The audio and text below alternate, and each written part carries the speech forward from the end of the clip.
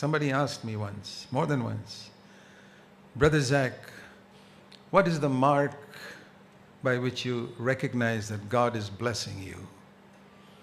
I said, for me, primarily it is this, that every day, and I say every day, I mean every day, He gives me light on some un-Christ-likeness in my life, that I can judge myself and cleanse myself and get rid of, and fulfill that command in 2 Corinthians 7:1.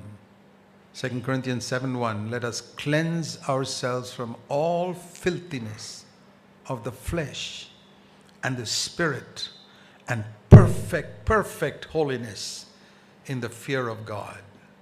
The fear of God is not an Old Testament message. It began in the Old Testament.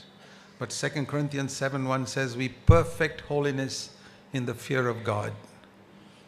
And that is by cleansing ourselves. There is a cleansing that God does. That is when I've committed something wrong and I ask the Lord to forgive me.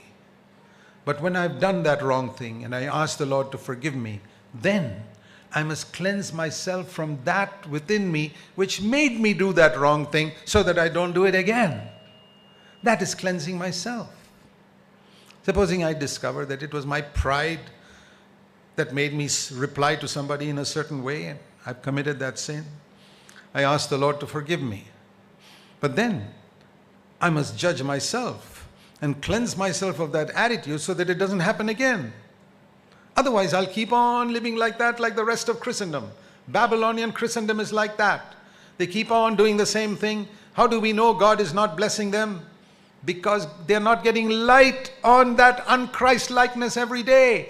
You see them 10 years later, they still get angry, they still lust after women, and they still watch internet pornography. They're not getting light on anything.